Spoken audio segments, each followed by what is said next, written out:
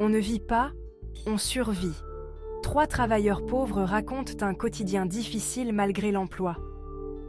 Ils travaillent dans l'entretien, le soin, l'aide à la personne, le commerce, l'industrie. Précarité, horaires fractionnés, temps partiel subi. En France, ils sont plus d'1 million à vivre sous le seuil de pauvreté alors qu'ils ont un emploi. 3 d'entre eux ont accepté de témoigner.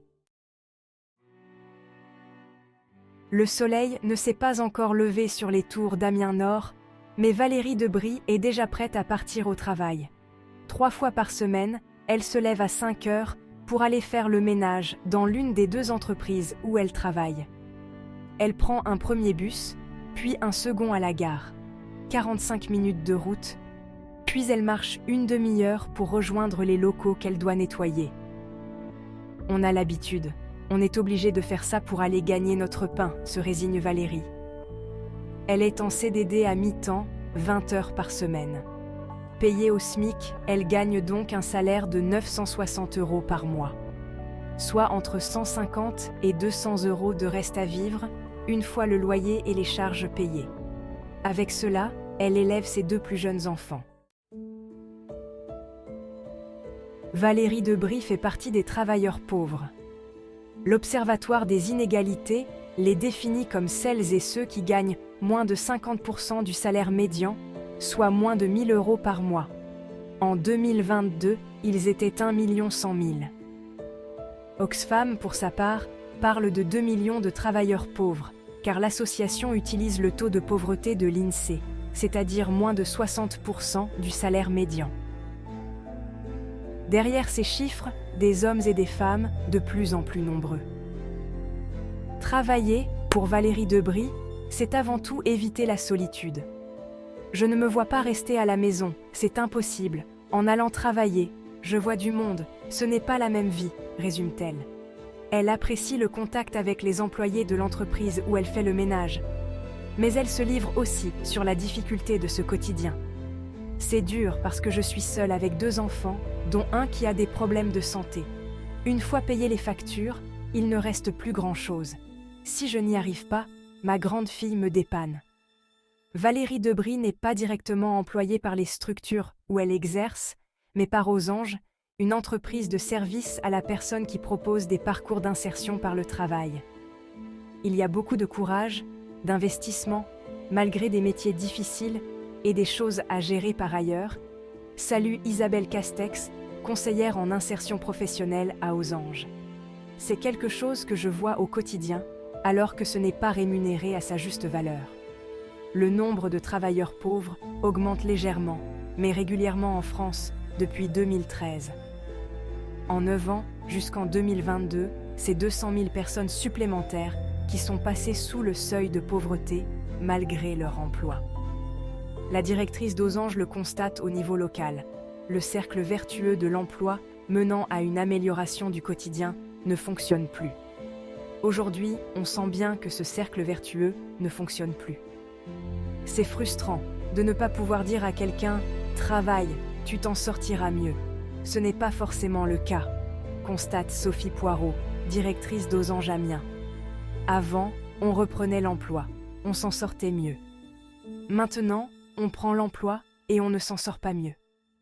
Je n'ai jamais vu autant de demandes d'acompte, de saisie sur salaire, ce sont des indicateurs. Les raisons de cette évolution sont nombreuses. L'un des facteurs est la précarisation des emplois depuis 4 décennies. En 2023, d'après le Centre d'observation de la société, 16% des emplois sont précaires. Intérim, CDD, apprentissage. C'est 2 fois plus qu'en 1980.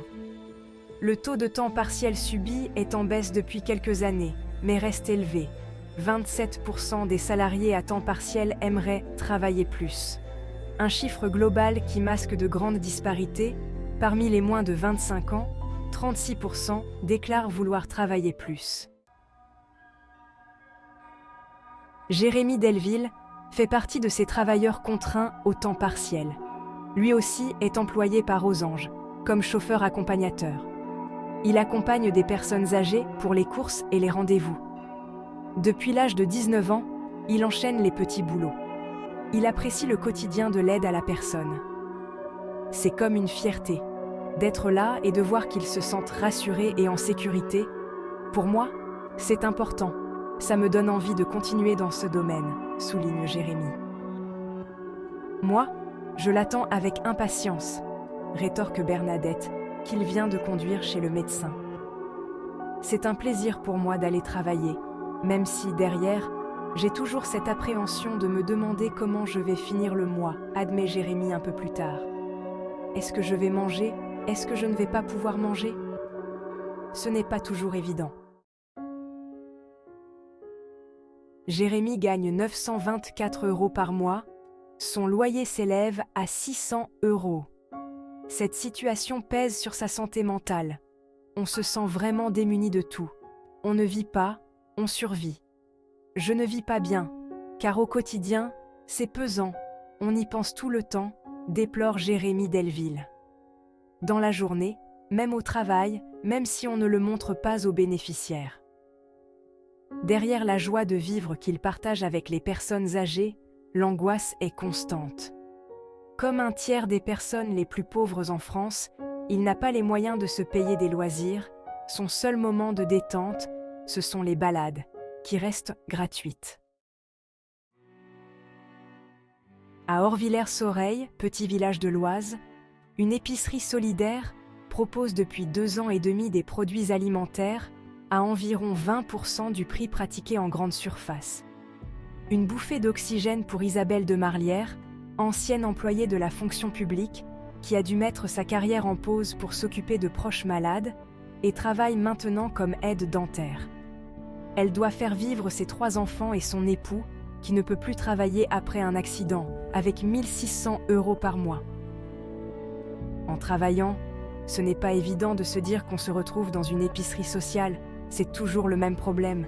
Accepter de se faire aider quand on en a vraiment besoin, soupire Isabelle de Marlière. Elle habite à 20 km de son travail, la voiture pèse aussi sur son budget. Comme elle, 20% des bénéficiaires de cette épicerie solidaire ont un emploi.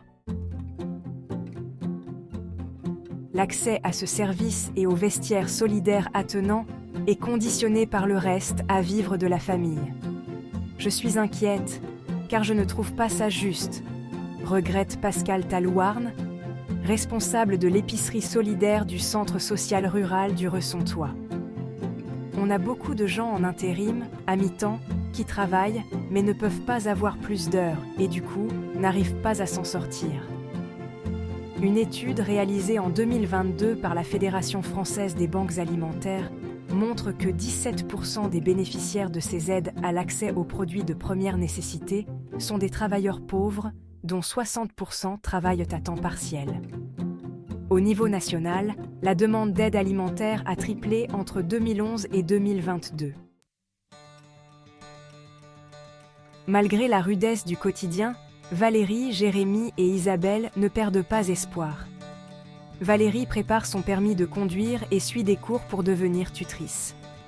Isabelle patiente le temps de bénéficier d'une formation d'assistante dentaire qui lui permettra de toucher un meilleur salaire. Jérémy espère trouver un emploi à temps plein dans l'aide à la personne. Depuis les années 2000, la pauvreté progresse en France et les inégalités de revenus se creusent. En 2019, les ménages aisés disposaient en moyenne d'un revenu 18 fois plus élevé que les ménages pauvres. Qu'avez-vous pensé de ce témoignage? Et pour ne plus rater nos vidéos avec des histoires vraies, émouvantes, merveilleuses et captivantes, merci de vous abonner, d'aimer et de partager massivement.